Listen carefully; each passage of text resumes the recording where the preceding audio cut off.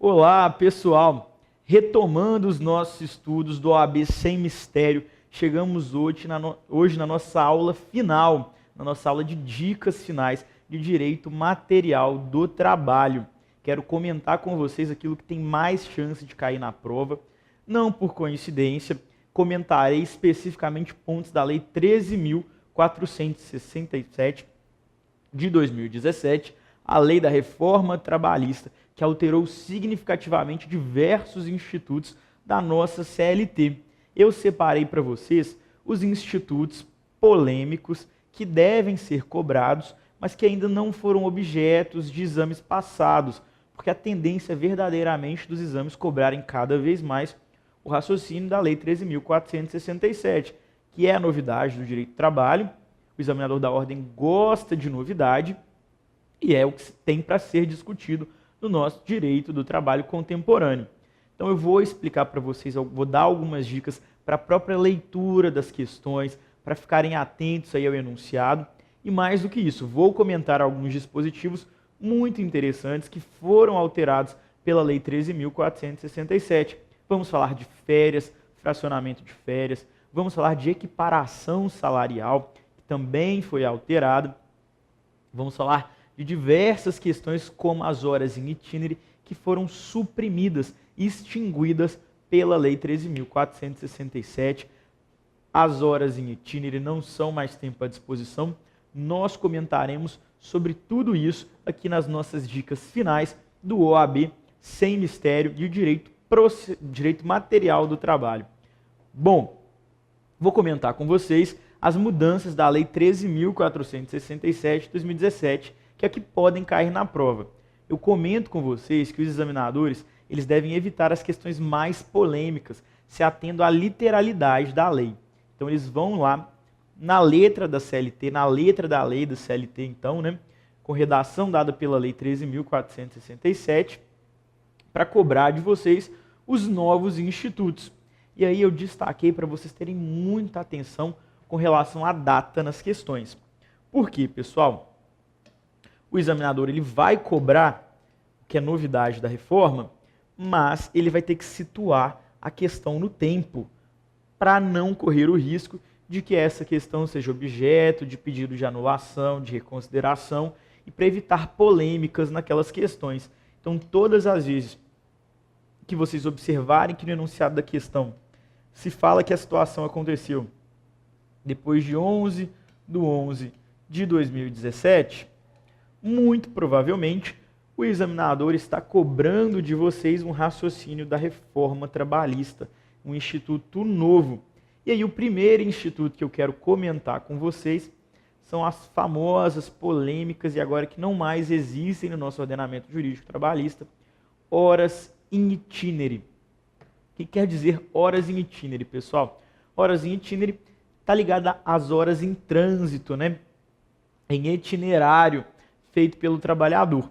O que são as horas em itinerário?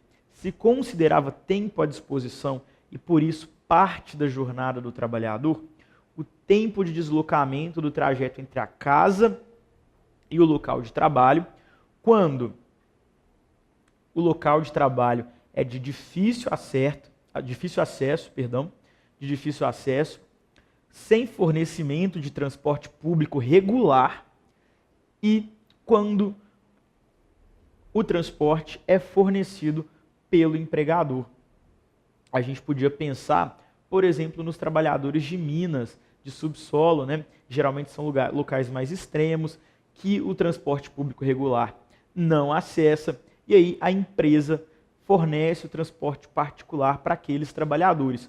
O tempo de deslocamento, às vezes de 1 a 2 horas, entre a casa do trabalhador e o local de trabalho, era considerado tempo à disposição, somado na jornada, e se passasse da jornada constitucional de 8 horas diárias, 44 semanais, eram consideradas aí para fins de pagamento de horas extras. Porque horas em itinerário era tempo à disposição. Veio a nova redação da CLT, então a Lei 13.467 de 2017, e disse que não existe mais horas em itinerário no nosso ordenamento jurídico brasileiro.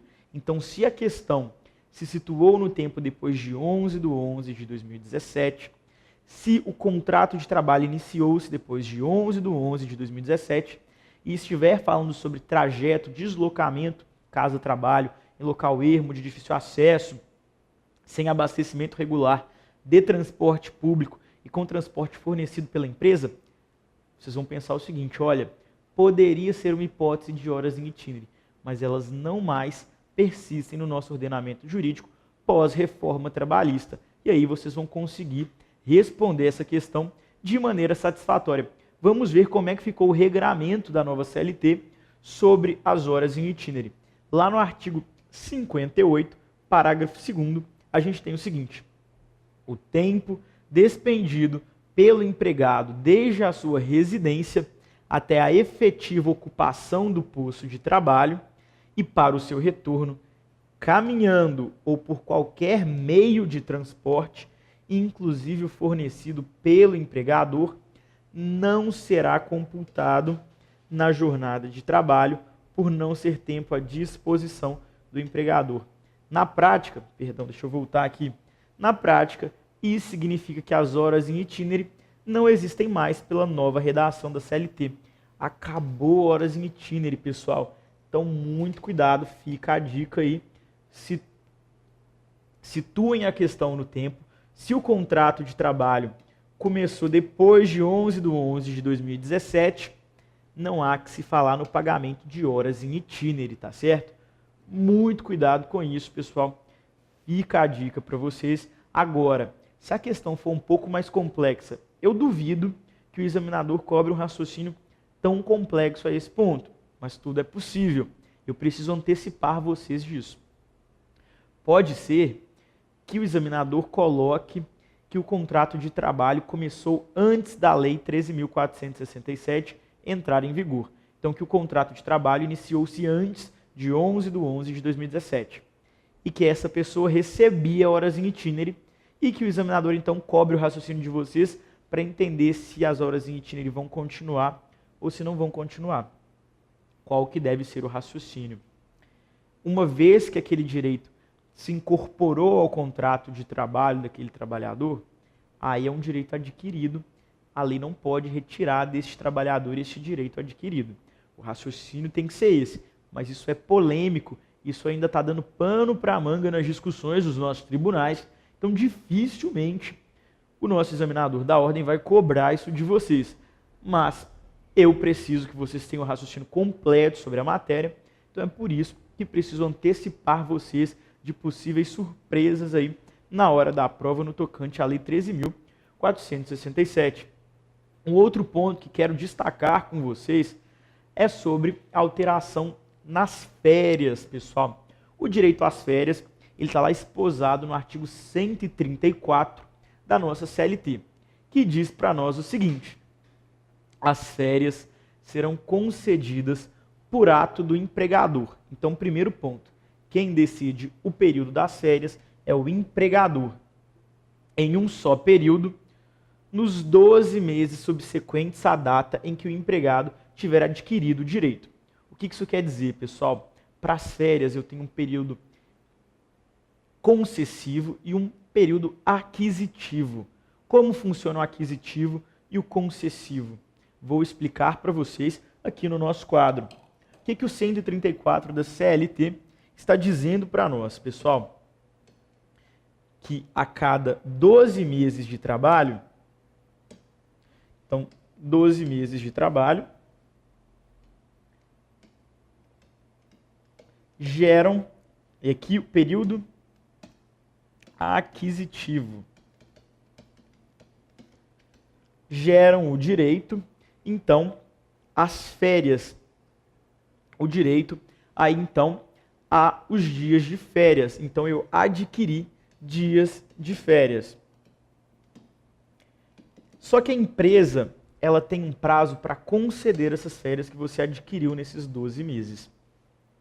Qual que é o prazo para a empresa conceder essas férias adquiridas por vocês? Justamente 12 meses após o período aquisitivo. E aí, então, é o período que a gente chama concessivo. De concessão, pessoal, aqui o empregador tem, depois dos 12 meses para conceder as férias para o trabalhador. E se ele não respeita o período concessivo, qual que é a penalidade que ele sofre? Pagamento em dobro, pessoal. Importante ressaltar que, de acordo com a previsão constitucional, as férias elas sempre devem ser remuneradas com 1/3 a mais do seu valor, tá certo? Agora, até aí nenhuma novidade. Isso vocês já estão carecas de saber, pessoal. Vocês já estão craques sobre férias, né? 134, a princípio se manteve no caput, mas os parágrafos sofreram alterações pela reforma trabalhista. E uma das grandes e mais significativas alterações diz respeito ao fracionamento das férias. Antes, as férias poderiam ser concedidas em até 2 períodos, tá certo? Então, poderia conceder 10 dias de férias, 20 dias de férias, ou 15 dias de férias, 15 dias de férias. E eu não poderia fracionar as férias, a concessão das férias, para os menores de 18 anos e para os maiores de 50 anos. Eles deveriam gozar os 30 dias de férias ali direto, tá certo? Na integralidade. Isso tudo mudou com a nova redação da CLT, dada pela Lei 13.467 de 2017. Acompanhem aqui comigo. Olha só, pessoal. Desde que haja concordância do empregado, as férias poderão ser usufruídas em até 3 períodos. Então, agora, o fracionamento ele pode se dar em até 3 vezes. Lembram que eu falei que antigamente, antes da reforma trabalhista, as férias podiam ser fracionadas em até 2 períodos? Agora são até 3 períodos, sendo que um deles não poderá ser inferior a 14 dias corridos. Tá certo? Então, pelo menos um vai ter que ser de 14 dias e os demais não poderão ser inferiores a 5 dias corridos cada um. Perfeito? Atenção para isso aqui, novidade. Então, posso fracionar em até 3 períodos, sendo que um deles não poderá ser inferior a 14 dias e os demais não poderão ser inferiores a 5 dias corridos. Muita atenção para isso aqui. E uma outra atenção que eu chamo para vocês ainda no parágrafo 1º é: deve haver concordância do empregado. Se o empregado não quiser fracionar, ele pode exigir o gozo dos 30 dias integrais, os 30 dias de férias. Tá certo, pessoal? E aí o parágrafo 2º ele está revogado, mas eu trouxe entre parênteses para vocês justamente o comentário que eu já havia feito, que é, o parágrafo 2º ele vedava o fracionamento de férias para os menores de 18 anos e para os maiores de 50. Ele foi revogado, o que quer dizer que agora eu posso fracionar as férias também dos menores de 18 anos e dos maiores de 50. Tá certo, pessoal? Atenção para isso aqui. E aí, o parágrafo 3º diz para nós que é vedado o início das férias no período de 2 dias que antecede feriado ou dia de repouso semanal remunerado. Então, atenção para isso aqui, pessoal. Não posso conceder férias em até 2 dias antes de feriado e 2 dias antes de repouso semanal remunerado. Porque justamente para que o trabalhador não sofra com fracionamento e aí a concessão de um período de férias no momento em que ele já teria um dia de não trabalho, que seria o feriado ou o próprio repouso semanal remunerado.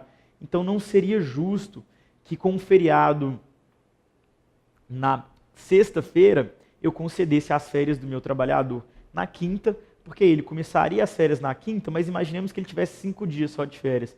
Ele não trabalharia na quinta, não trabalharia na sexta, que é feriado, não trabalharia no sábado e no domingo, que podem ser repouso semanal remunerado dele, não trabalharia na segunda e voltaria na terça. Mas vocês percebem que efetivamente ele só teve 2 dias de férias, porque os outros 3 dias, 2 já seriam de repouso semanal remunerado e 1 seria de feriado. Justamente para evitar este prejuízo para o trabalhador, se estabeleceu esse regramento pela Lei 13.467, que não. Eu só posso conceder as férias em até 2 dias antes de feriado e de repouso semanal remunerado. Mais próximo disso, não posso fazê-lo. Certo, pessoal? Bom, ainda neste tocante da reforma trabalhista, quero destacar com vocês mudança no Instituto da Equiparação Salarial. Vocês estão lembrados do que é equiparação salarial, pessoal? Basicamente, é a explicitação do nosso princípio constitucional de não discriminação. A equiparação salarial vem como um instituto, uma ação afirmativa do nosso direito do trabalho para dizer o seguinte: para o trabalho de igual valor em mesmo estabelecimento, eu tenho que ter mesmo salário. Perfeito? E aí eu já comentei aqui mesmo estabelecimento. Por quê? Porque é a redação atual da nossa CLT. Antes a nossa CLT falava trabalho de igual valor na mesma localidade. Isso foi uma alteração. Agora tem que ser no mesmo estabelecimento. E o mesmo estabelecimento quer dizer ali a mesma localidade de sede da empresa e não a região.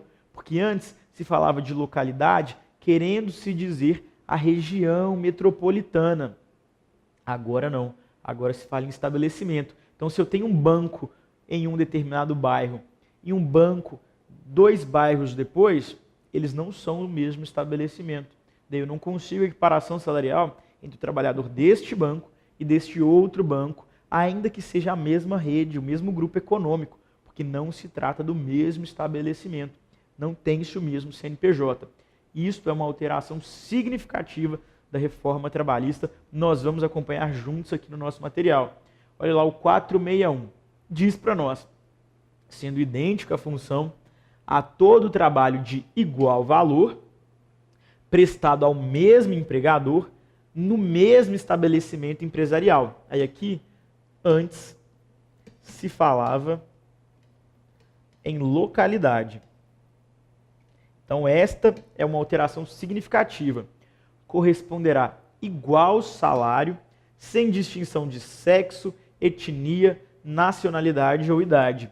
E o parágrafo 1º, ele diz para nós que trabalho de igual valor, para os fins deste capítulo, será o que for feito com igual produtividade, com a mesma perfeição técnica, entre pessoas cuja diferença de tempo de serviço para o mesmo empregador não seja superior a 4 anos e a diferença de tempo na função não seja superior a 2 anos.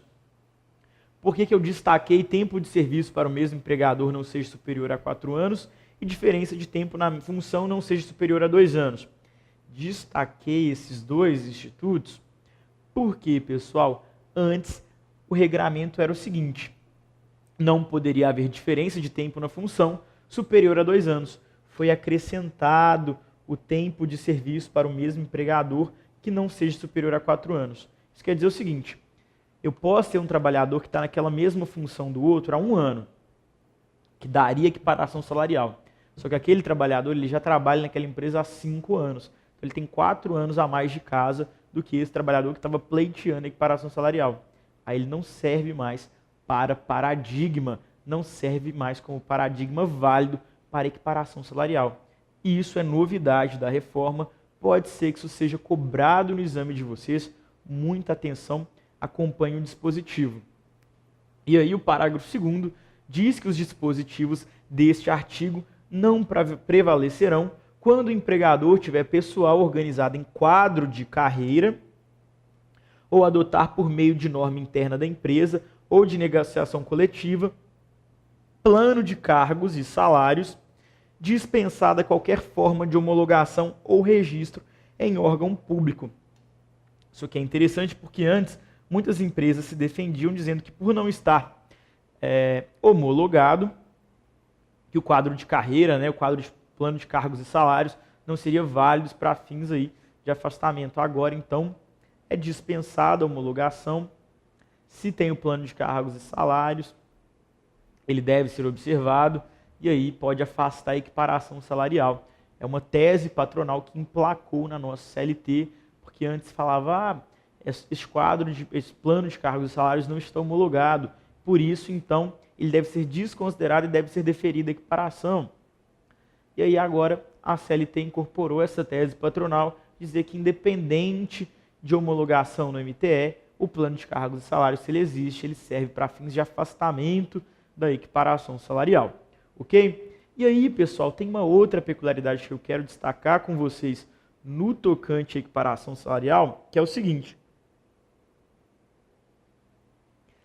Agora, se ficar claro nos autos discriminação, tratamento diferenciado de salário em razão do sexo ou da etnia, além da equiparação salarial, deve ser deferida ao reclamante uma indenização pelo tratamento discriminatório em razão de sexo, né, ou etnia. Vamos acompanhar isso juntos aqui. Está lá no parágrafo 6º do mesmo artigo, que vamos ler juntos aqui. No caso de comprovada discriminação por motivo de sexo ou etnia, né, o juízo determinará, além do pagamento das diferenças salariais devidas, multa em favor do empregado discriminado no valor de 50% do limite máximo dos benefícios do regime geral de previdência social. E aí, para a gente finalizar o tema da equiparação salarial, quero comentar com vocês do parágrafo 3º e do parágrafo 5º, que dizem o seguinte. Parágrafo 3º, no caso do parágrafo 2º desse artigo, estão falando aqui do plano de cargos e salários, né?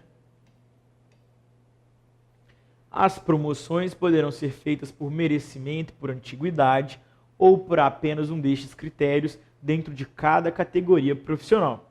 O parágrafo 5º diz: a equiparação salarial só será possível entre empregados contemporâneos, atenção, no cargo ou na função, ficando vedada a indicação de paradigmas remotos, ainda que o paradigma contemporâneo tenha obtido vantagem em ação judicial própria. Atenção para isso, pessoal. E aí, finalizamos os nossos comentários sobre equiparação salarial. Vamos abordar este último tema que eu separei para nós, aqui nas dicas de direito material do trabalho. Vamos falar sobre trabalhador autônomo exclusivo, esta figura sui generis da nossa CLT, com redação dada pela Lei 13.467. Quero acompanhar junto esse dispositivo, só para que a gente mantenha o raciocínio centrado nos 5 elementos fáticos jurídicos da relação de emprego. Vamos ler juntos aqui.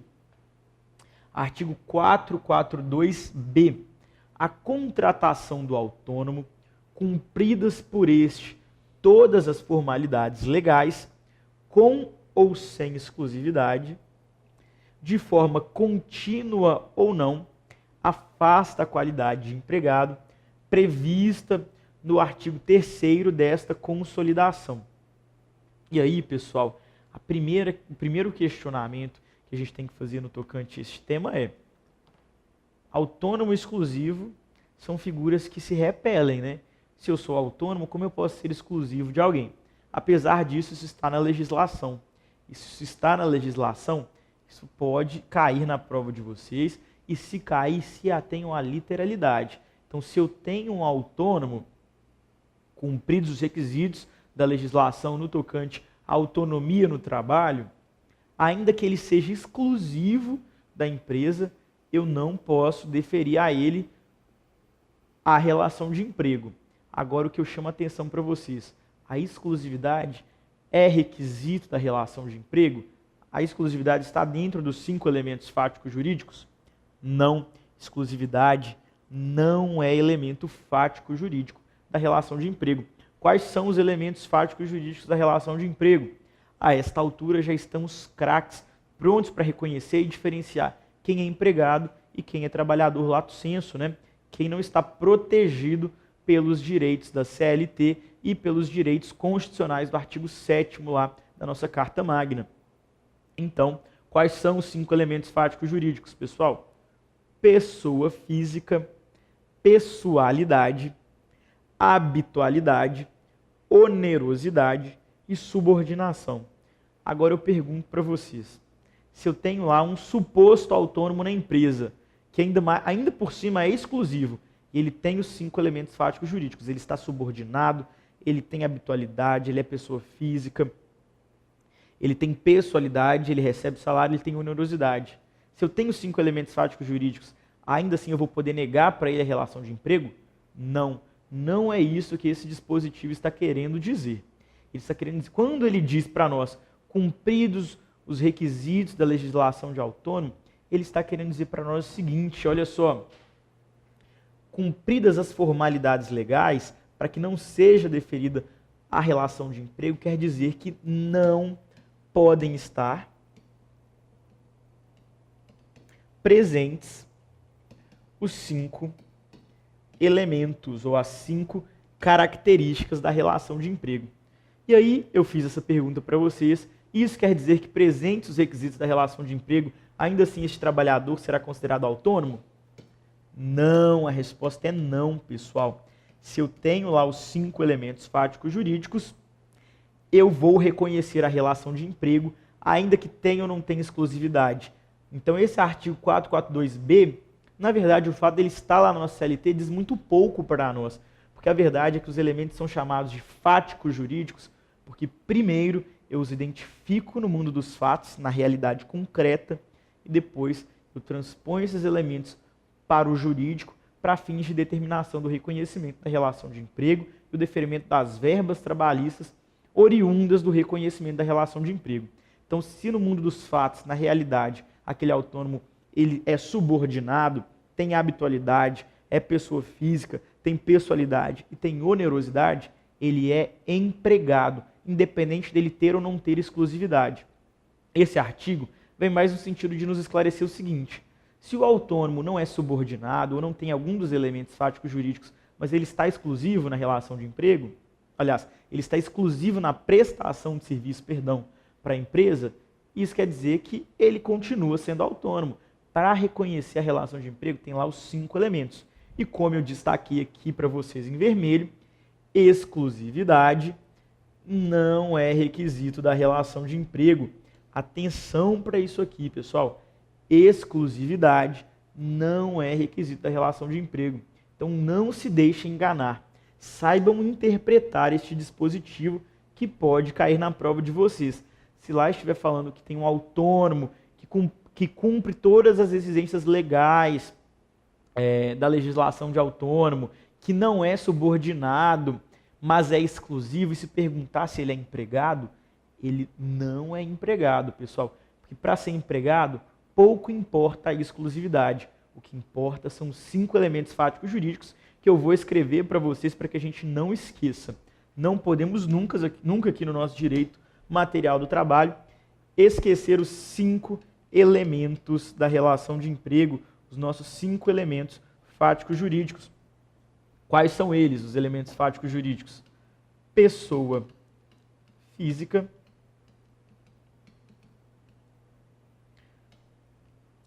pessoalidade,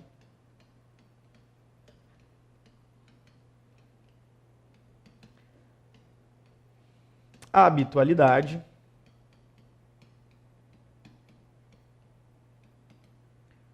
onerosidade,